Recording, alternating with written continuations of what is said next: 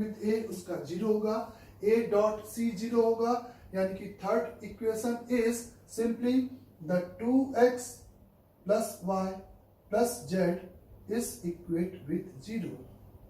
Correct सभी को। अब हमें इन तीन इक्वेशन को सॉल्व करके इस कंसीडर करके x y z के ट्रिपलेट निकालकर वो c वेक्टर हम यहाँ पे डिफाइन कर सकते हैं। नाउ वो तीन आप डिफाइन करने के लिए आपके पास जब भी तीन वेरिएबल में दो होमोजीनियस इक्वेशन मतलब कांस्टेंट टर्म जिसका 0 है, तो वहां से आप सीधे x y z का रेशियो निकालोगे। मेरा कहना है फॉर एग्जांपल अगर आपके पास a1x plus a2y plus a3z is equate 0 और इज अ b1x, ये कैलकुलेशन याद रखना है अप्रोच कि होमोजीनियस इक्वेशन है तीन वेरिएबल x y और z अननोन में, तो यहाँ पर b2y plus is a b3z is equal to the 0 है।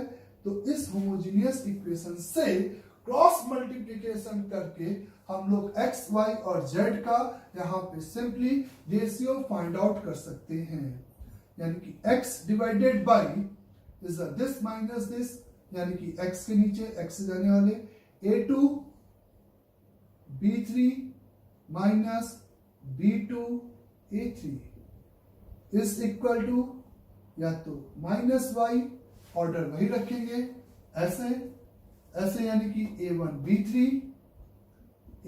b3 minus b1 a3 b1 a3 ऐसे लिखोगे, साफ साफ लिख लो। b1 a3 ऐसे लिखोगे is equal to the z divided by a1 b2 minus a2 b1 ऐसे लिखोगे। तो यहाँ पे आपको x y और z का सिंपली इस तरीके से क्या मिल जाएगा, रेशियो हमेशा मिलेगा। तो जब भी आपको दो होमोजीनियस इक्वेशन को साइमल्टेनियसली सॉल्व करना है तो आपको होमोजीनियस यानी कि कांस्टेंट टर्म 0, तो आप उसको प्रोसीड करने के लिए x y और z का इस तरीके से रेशियो यहाँ पे निकालोगे। तो यहाँ पे इन दो होमोजीनियस इक्वेशन को एक के नीचे लिखोगे ऐसे x plus y plus z बराबर 0, the 2x plus y plus z बराबर 0। तो x डिवाइडेड बाई y और z के कोफिशिएंट का क्रॉस मल्टीप्लाई मतलब 1 minus 1 minus y upon is a minus, क्यों, क्योंकि वो ऑर्डर चेंज करते थे, याद करो, यहाँ पे ऑर्डर वही रख रहे हो। तो माइनस 1 माइनस 2 यानी कि माइनस का 3 is a z divided by minus 1 minus 2 यानी कि माइनस का 3। तो x अपॉन 0 आ गया, एकदम भी परेशान नहीं होना है कि 0 से डिवाइड कैसे करना है, is a z upon minus का 3 इज इक्वल टू, आप सिंपली यहाँ पर इस रेशियो को t कंसिडर कर लिए, यानी कि x की value 0 irrespective of t, y आपका 3t हो गया और z आपका माइनस का 3t हो गया। अब नॉट t निकालना है, अब थर्ड इक्वेशन को यूज किया तो 0 का square plus 9t square plus 9t square is equal to 1, 18, तो t is equal to plus minus 1 upon 3 का रूट 2 हो जाएगा बच्चे, बोले। तो यहाँ पर आप मेरे से कह सकते हो x की वैल्यू 0, t की वैल्यू प्लस लेंगे तो ये प्लस और ये माइनस, तो दो वेक्टर्स ऐसे होंगे, कौन कौन से, 0 i कैप, y आपने 3 लिया, 3t, t यानी कि प्लस के साथ रख रहे हो, तो 3i मतलब 3 upon 3 root 2 of j cap minus 3 upon 3 root 2 of k cap, एक ये आंसर होगा, और माइनस का 3 upon 3 root 2 of j cap plus 3 upon 3 root 2 का k कैप, एक इसी के एंटी पैरेलल इस तरीके का ये वेक्टर होगा आपका आंसर। तो आपको सिंपली यहाँ पे दो वेक्टर लिखना था, मतलब वो वेक्टर निकालना था जो कि दो वेक्टर्स के क्या है, कोप्लेनर है, दो वेक्टर्स के कोप्लेनर है, और वो कोप्लेनर वेक्टर निकालने के लिए आपने उस वेक्टर को सिंपली xi, yj और z के एज्यूम करके इस तरीके से प्रोसीड किया। और इसमें मैंने आपको क्रॉस मल्टीप्लिकेशन जैसी एक चीज बताई है कि जब भी दो होमोजीनियस इक्वेशन है उसमें हम उस तीन नंबर का रेशियो वहां पर निकाल सकते हैं।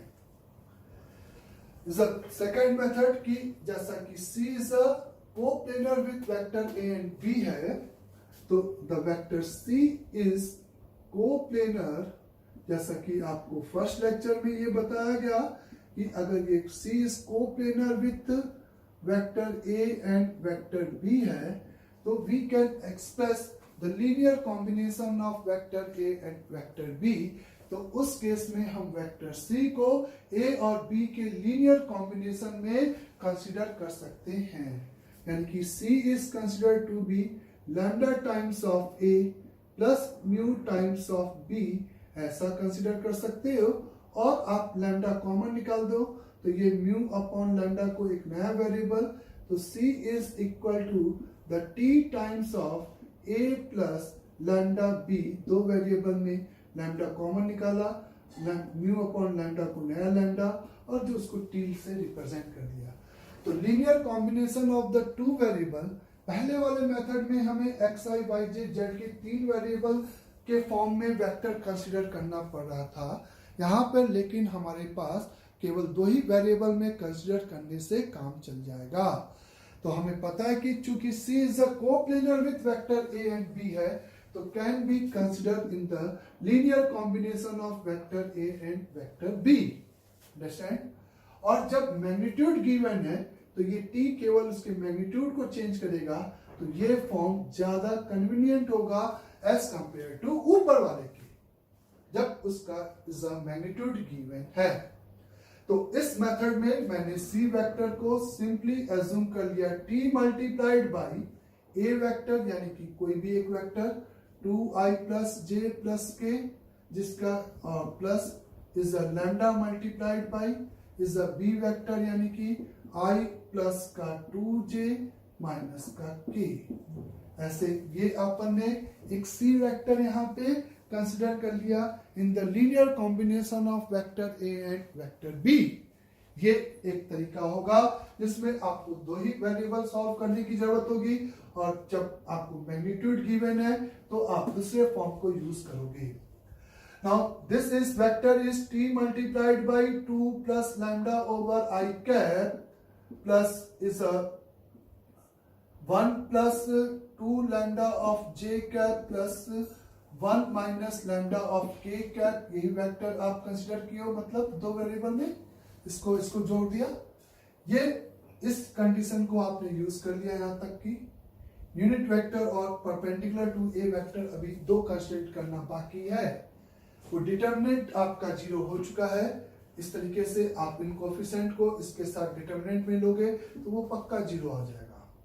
नाउ यहाँ पे आप सिंपली क्या काम किए, is a perpendicular to A है तो इसके साथ सिंपली डॉट प्रोडक्ट 0, तो 2 multiplied by 2 plus lambda is a plus 1 multiplied by 1 plus 2 lambda is a plus is a 1 multiplied या फिर 1 multiplied by 1 minus lambda is equate with 0।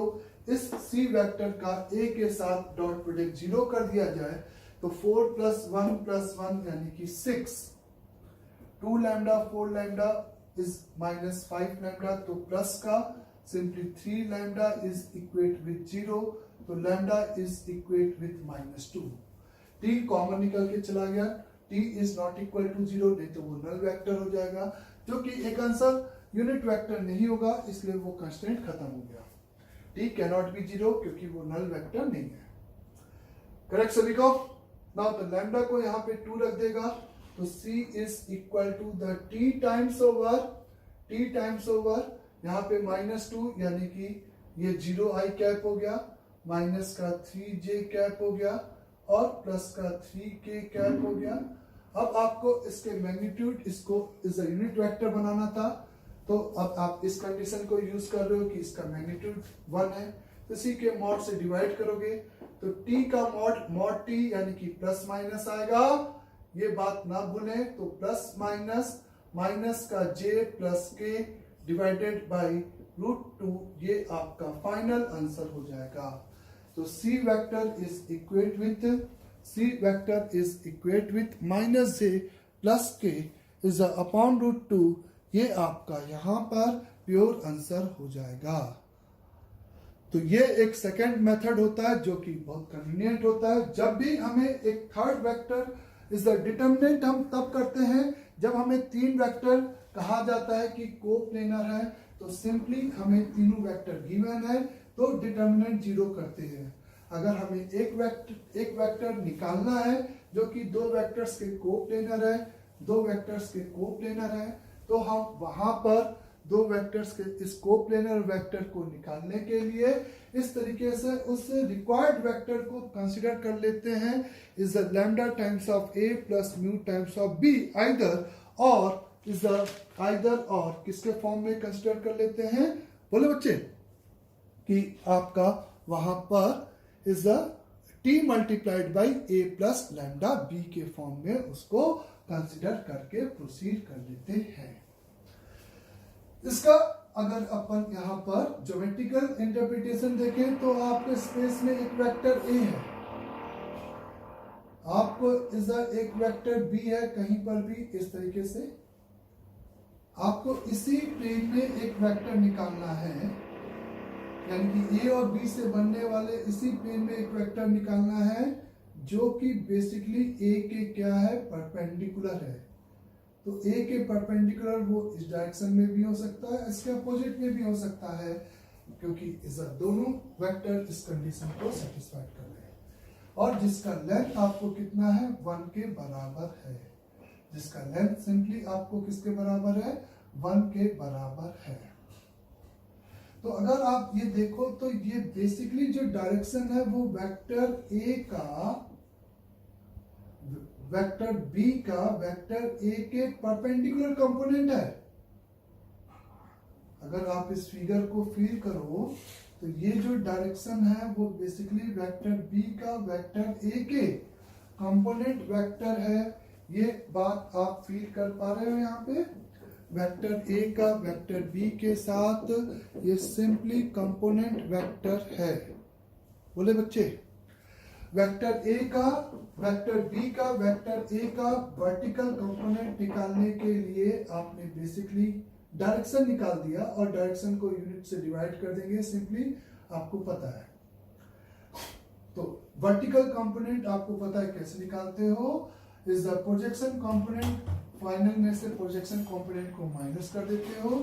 तो the सी जो कि इसके कोप्लेनर है और ए के परपेंडिकुलर है, तो अ वेक्टर ज्योमेट्री से simply a vector collinear with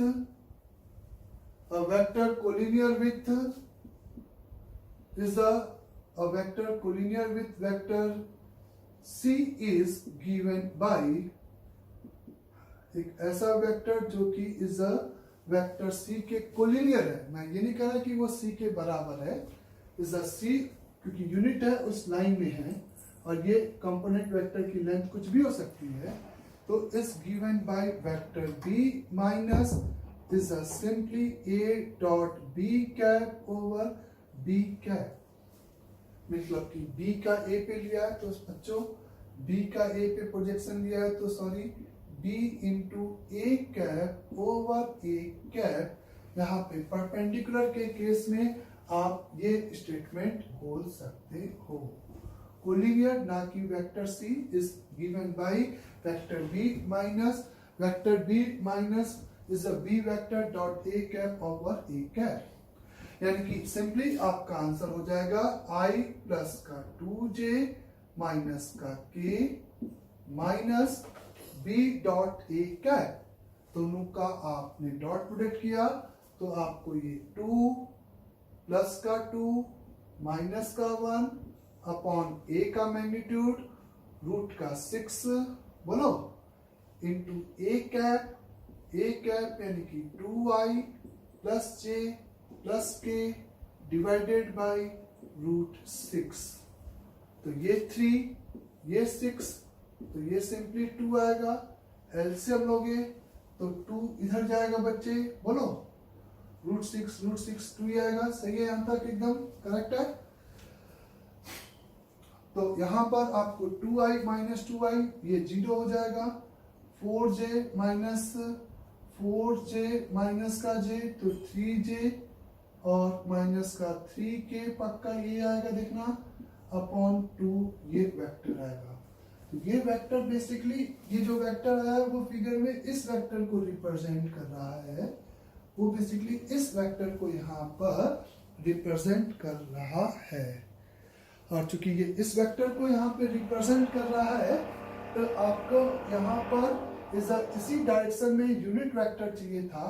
तो इसी डायरेक्शन का यूनिट वेक्टर तो vector C vector is equal to plus minus, क्योंकि वो पैरेलल और एंटी पैरेलल कुछ भी हो सकता है।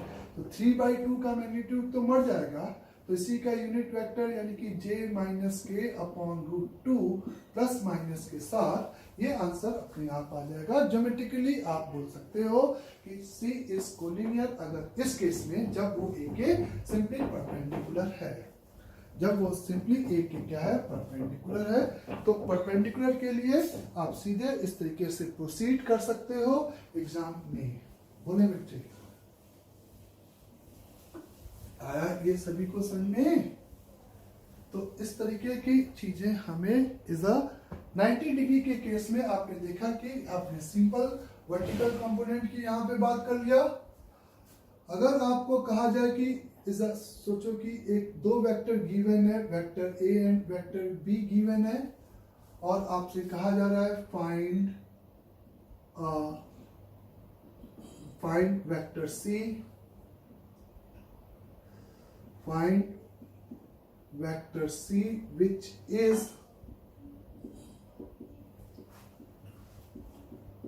coplanar with given vector A and vector B. Find vector C which is coplanar with vector A and vector B, है ना?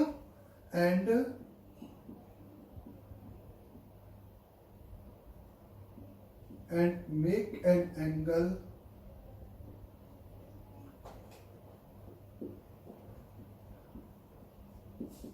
alpha with vector A।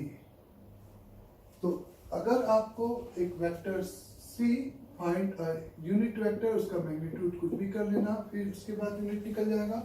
Find a unit vector जो कि coplanar with vector A and vector B है, और जो कि alpha angle with vector C बना रहा है। तो इस बार आप क्या किए कि ये वेक्टर आपको निकालना है जो कि इसके साथ सिंपली यहाँ पे अल्फा एंगल बना रहा है, जिसकी लेंथ आपको कितनी दे रखी है, 1 यूनिट वेक्टर दे रखा है। बोलो बच्चों।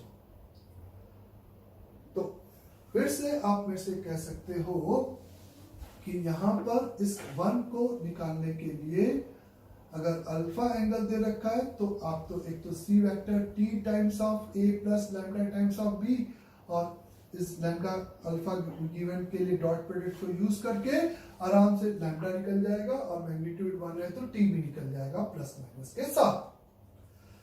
नाउ क्योंकि आपको 1 यूनिट का एक वेक्टर निकालना था इस तरीके से, तो आपने यहाँ पर इसके पैरेलल ये कंस्ट्रक्शन कर दिया, समझे आप, ऐसे, और ये कंस्ट्रक्शन ऐसे कर दिया। ये फील हुआ सभी को? ये पता है कि अगर ये 1 यूनिट है तो ये वेक्टर इस वेक्टर का और इस वेक्टर का क्या है, सम ऑफ द वेक्टर है, क्योंकि आपने उस लेंथ को लेकर पैराग्राफ कंप्लीट किया है। अब ये आपको पता है कि बच्चे इस ज्योमेट्रिकली ये जो आप डार्क पोर्शन देख रहे हो वो ए की डायरेक्शन में है, तो इसमें ए की यूनिट वेक्टर का मल्टीप्लाई कर दे तो ये वेक्टर आ जाएगा, इसमें इस लेंथ में बी के यूनिट वेक्टर का मल्टीप्लाई कर दे तो ये लेंथ आ जाएगी। यानी कि अब हमें ये लेंथ एक्स और वाई कैलकुलेट करने की जरूरत है ज्योमेट्रिकली। ये वाई है तो ऑब्वियस है ये भी वाई है। तो आपको ए और बी वेक्टर दे रखा है, यानी कि एंगल थीटा आपको दे रखा है। ए और बी के बीच का एंगल, ए और बी के बीच का एंगल सपोज आपको वेक्टर गिवन है तो थीटा भी गिवन है। बोलो बच्चे। तो ये थीटा है ए और बी के बीच का एंगल, तो ये ऑब्वियस है पाई माइनस थीटा हो जाएगा। यहाँ पे ये थीटा है तो ये आपका पाई माइनस थीटा हो जाएगा। आप एक्स और वाई को इस फिगर में निकालने के लिए इस ट्रायंगल में क्या लगा सकते हो, सिंपली साइन रूल। कैसे, आपको अल्फा पता है, थीटा भी पता है, इज एक्स डिवाइडेड बाय ये एंगल आपका थीटा माइनस अल्फा, तो sine of theta minus alpha ऐसे is equate with y upon sine alpha is equal to 1 upon is equal to simply 1 upon क्या लिखोगे बच्चे, 1 upon sine pi minus theta यानी कि sine theta. इस तरीके से means x is equal to sine theta minus alpha divided by sine theta, y is equal to the sine alpha upon sine theta. ये आपका x और y आ जाएगा। तो the required vector is equal to the unit vector, required vector is equal to the x multiplied by a cap ना कि a plus y multiplied of b cap. ये आपका यहाँ पर सिंपली रिक्वायर्ड वेक्टर हो जाएगा। आपको ये न्यूमेरिकल नंबर पता है क्योंकि a और b पता है, तो cos थीटा से थीटा पता है। अब वो गंदा या अच्छा वो डिपेंड करेगा क्वेश्चन पे, लेकिन cos थीटा पता है तो sin थीटा जब निकालोगे तो वो पॉजिटिव में ही लोगे क्योंकि थीटा एंगल बिटवीन वेक्टर है। तो उसका डोमेन कहां से कहां तक होता है, सिंपली 0 से लेकर पाई उसका डोमेन होता है। तो इस टाइप के क्वेश्चन को हम लोग ज्योमेट्रिकली भी निकाल सकते हैं। अगर हमें एक वेक्टर जो कि इस दो नोन वेक्टर्स के कोप्लेनर है, तो इस तरीके से कंप्लीटिंग द पैरेललोग्राम, वहां पे वो रेक्टेंगल बन गया था इसलिए वर्टिकल कंपोनेंट वाली बात कर दिया था।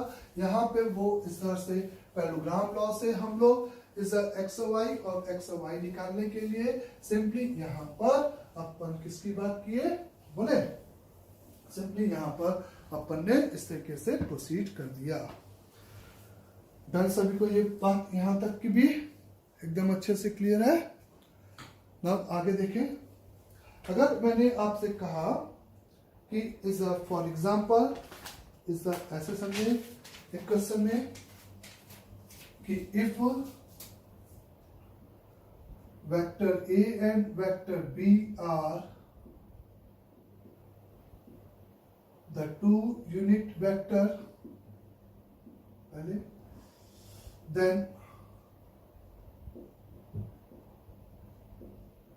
range of 3 by 2 over a vector plus b vector plus 2 over a minus b vector।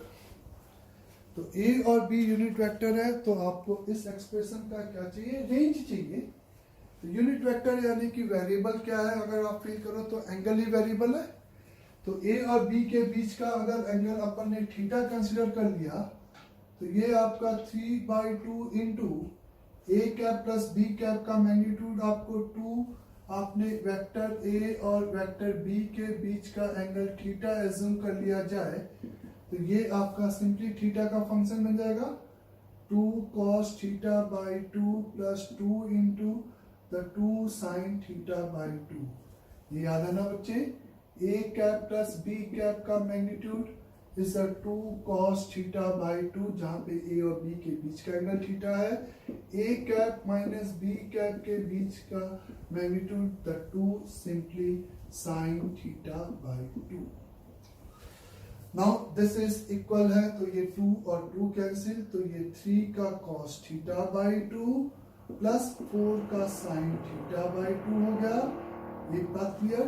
तो इसका रेंज चाहिए था, तो इस ट्रिग्नोमेट्रिक फंक्शन का रेंज पक्का हम लोग -5 से 5 बोल सकते हैं।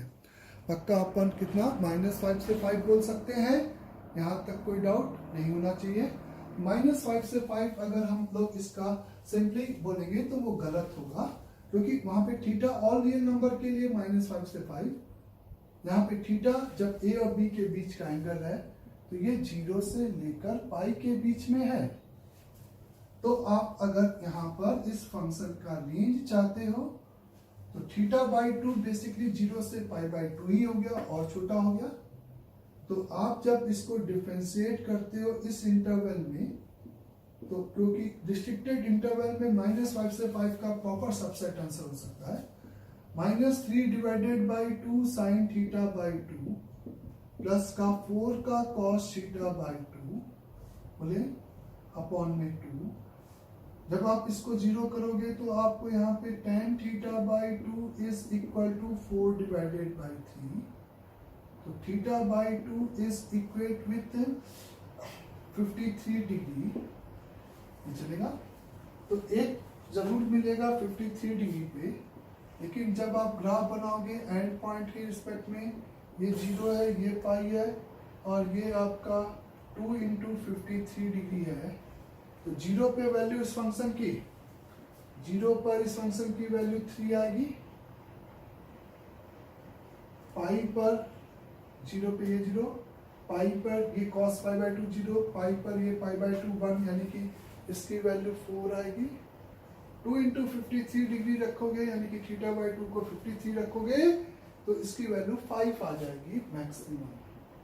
तो ये आपका ऐसे कुछ जाएगा, और मॉड प्लस मॉड आपका निगेटिव नहीं हो सकता, लेकिन आप जल्दबाजी में -5 से 5 और आपको इंटीग्रल वैल्यू काउंट करना होता तो आप गलत आंसर बोल देते। तो इसका आंसर बेसिकली 3 से लेकर 5 तक होगा। Is the range of the function, range of the function, यहाँ पे क्लोज ब्रैकेट 3 to 5 होगा। रेंज ऑफ द फंक्शन यहाँ पे क्लोज ब्रैकेट 3 to 5 होगा। अंडरस्टैंड सभी को? तो इस टाइप के क्वेश्चंस को हम लोग यहाँ पर सिंपली प्रोसीड करते हैं इस तरीके से। एक और क्वेश्चन देखें, एक और क्वेश्चन जल्दी से देख लें हम लोग। हमें यहाँ पर बेसिकली क्या कहा गया है, determine the value of C, determine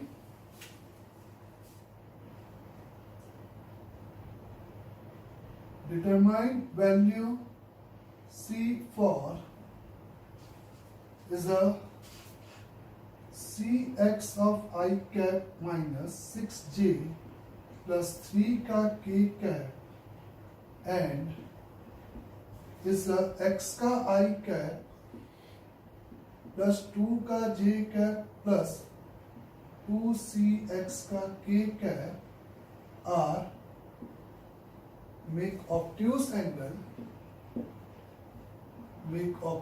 angle for all x belongs to the real number। तो हम ये चाहते हैं कि ये दो वेक्टर्स आपके हमेशा ऑब्ट्यूज एंगल पे क्या हो, सिंपली इंक्लाइंड हो। ऑब्ट्यूज एंगल पे सिंपली इंक्लाइंड हो, तो इसका मतलब ऑब्ट्यूज मतलब इन दोनों का जो डॉट प्रोडक्ट है वो हमेशा 0 हो। तो c का x स्क्वायर इस डॉट प्रोडक्ट निकाल लो, माइनस का 12 प्लस 6cx, ये आपका लेसर देन 0। तो cx square plus 6cx minus 12 should be lesser than 0 हो। क्लियर? ऑब्ट्यूज एंगल में हम स्ट्रेट एंगल को भी काउंट करके चल रहे हैं यहाँ पे अभी। तो this is quadratic all x के लिए ट्रू हो जाए, उसका एक तरीका कि ये क्वाड्रेटिक ही रहे, तो यानी कि c अगर नॉट इक्वल टू द 0 है तो उस केस में ये क्वाड्रेटिक ऑल x के लिए lesser than 0, leading coefficient not equal to the 0, तो c should be lesser than 0। और d यानी कि 36c स्क्वायर माइनस यानी कि 48 का c should be lesser than 0। तो 12 कॉमन निकाल दिया, तो c into the 3c plus 4 should be lesser than 0। तो माइनस के 4/3 से लेकर c is lie between 0। देख लेना कैलकुलेशन सही है आता। पैरेलली में इस ट्राइनोमियल के लिए ये केस ना करना बोले, नहीं तो इंटीग्रल पॉइंट जब होता है तब ऐसी गलतियां हो जाएगी। देखो c 0 लिया तो 0 0, तो -12 is lesser than 0, यानी कि इस एक्सेप्टेड केस हो गया। तो complete value of c, the complete value of c basically आपका क्या हो गया यहाँ पे, जिसके लिए ये हमेशा एक दूसरे से ऑब्ट्यूज एंगल बनाएंगे, वो आंसर हो जाएगा -4/3 ओपन से लेकर is a zero close bracket तक। तो जीरो पे एक क्लोज ब्रैकेट आ जाएगा, क्योंकि सी की वैल्यू जीरो होने पर वो आपका जीरो हो जाएगा। अंडरस्टैंड सभी को यहाँ तक भी?